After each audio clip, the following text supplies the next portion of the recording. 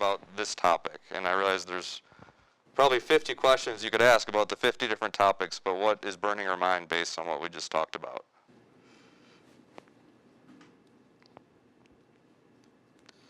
Anything? Thank you. I think the chart's great, Brian.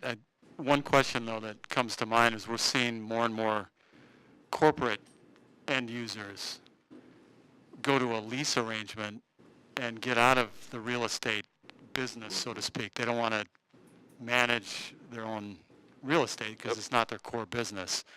So how are they, is that, from your experience, the primary reason they just don't want to deal with physical real estate anymore?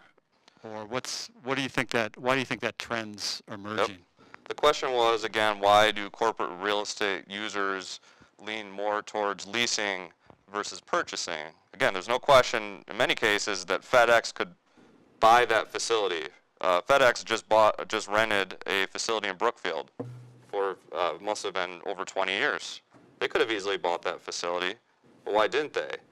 A couple of things. It all comes down to the opportunity costs and the cost of capital. So FedEx, in that example, felt that instead of throwing out, in that example, that must be a $10 million building at least. Rather than spending $10 million, they could have annual rental payments of $500,000 a year and put that money into growing their business. That is the key reason why businesses lease versus purchase, because that capital is better utilized in renting or in other things such as growing the business versus dumping it all into real estate, which isn't very liquid. So that would be the main reason that they kind of tend towards renting. That was a really good question. Any other questions? Yeah, I've got a follow-up. Great, thank you. Well, with that said,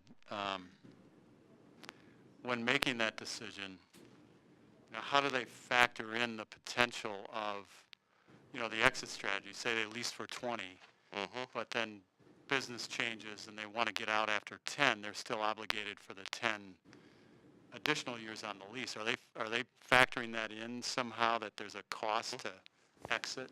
So in a long-term lease situation, is a company factoring in the cost of exiting early from that scenario? That is the danger of doing a 20-year lease.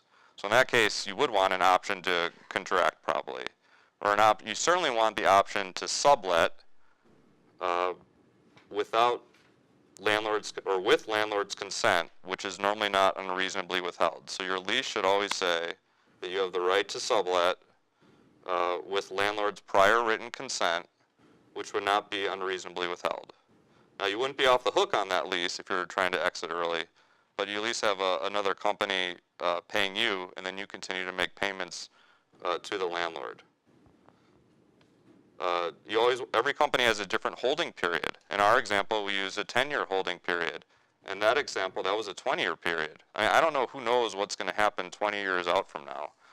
I think it can be dangerous unless the cost is just so astronomical for that project.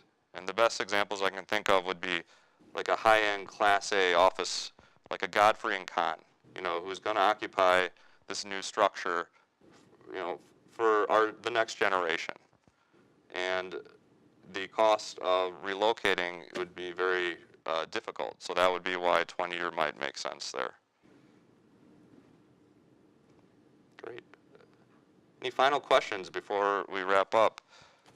Gentlemen up front. And again, your face is not on camera, just your voice when the microphone is near your face. That's good. Yeah. If you're buying or selling commercial office real estate, is there a certain formula you can apply if you're going to sell your current facility fully furnished to the inside furnishings? Ooh, that's a good In question. other words, if I'm selling office space that's fully furnished with cubicles and... A turnkey sale. So is there a kind of a formula you can use? So you have a fully built-out office with furniture, and you're going to move out the next day, and the next party is going to come in the next day and just take over. We call that turnkey. It's very uncommon. probably in office, in particular because the value of furniture is so diminished today.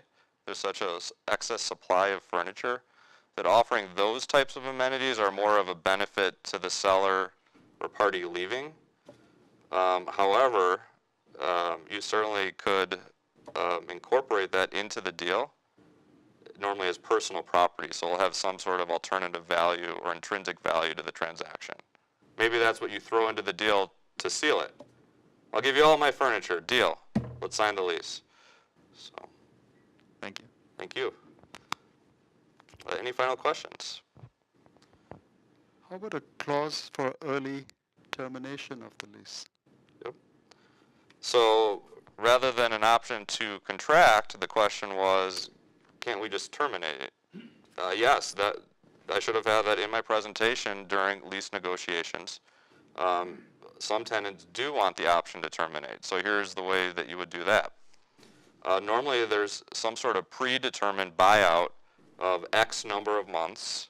So I will give you 3 months of rent up front if you let me off the hook and essentially return the security deposit and let me off.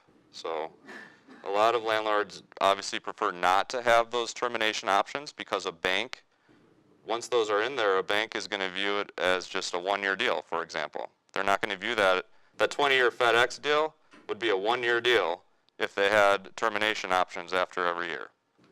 So the value of the property is withheld the longer you can lock that tenant in. But normally you can do a termination option, and the two things are that you have a certain amount of months of prepaid rent, and then the other term would be that you have to notify them X days in advance so that that party will have time to find a new buyer or tenant for the property. Normally that's 6 to 12 months, let's say, of notification time.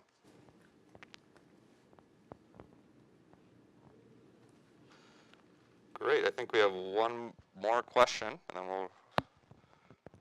If property is at a low supply, demand increasing, what are you looking at for the next year, 3 years for construction in those markets?